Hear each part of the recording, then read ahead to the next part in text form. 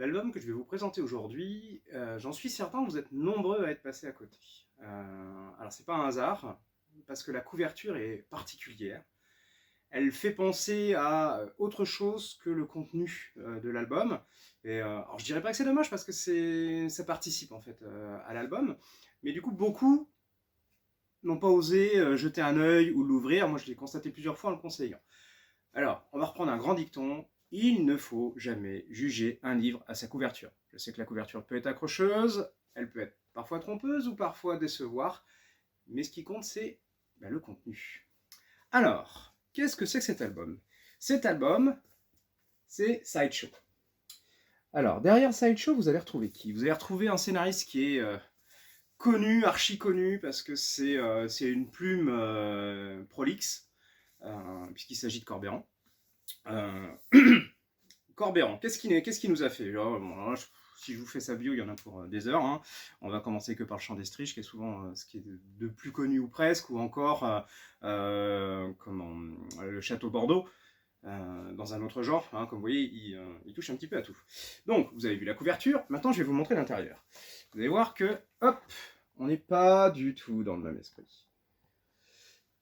Pourquoi? Regardez cette couverture, ça va vous faire penser au fameux Freak Show.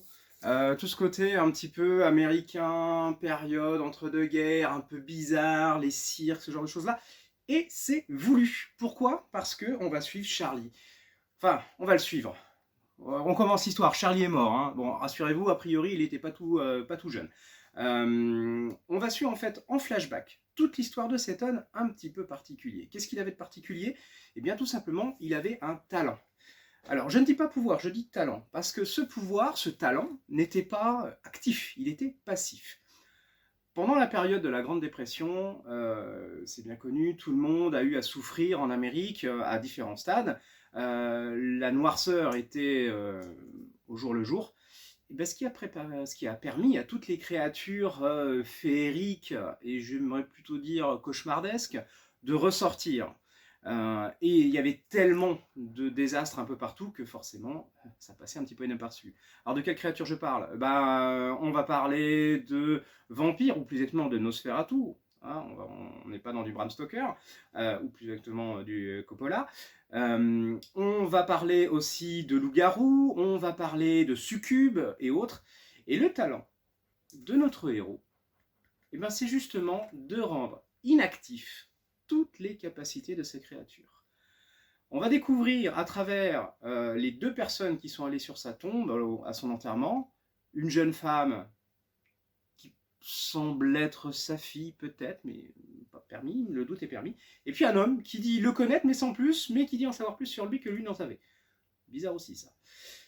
Tout ça va nous permettre de nous plonger sur son passé, son histoire, le fait qu'il soit devenu détective, chasseur.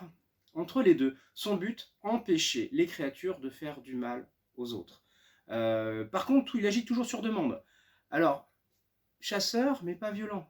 Vu que son don est passif, il va arrêter les créatures. Ce qui va le mettre en compagnie un jour d'une succube, Rebecca.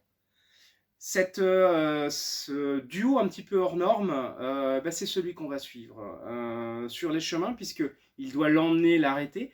On ne sait pas d'ailleurs où est-ce qu'il va l'amener, puisque que deviennent ces créatures après, justement, c'est toute la question.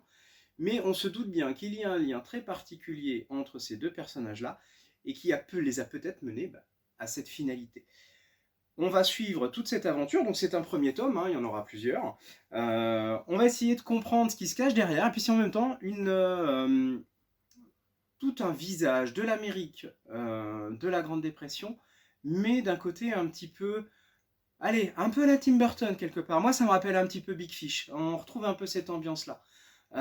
Donc, à découvrir, hein, comme je le dis à chaque fois, à s'y plonger, ne pas avoir peur de dépasser la couverture, qui pourtant est bien volontaire, et puis se faire plaisir en se changeant complètement d'atmosphère.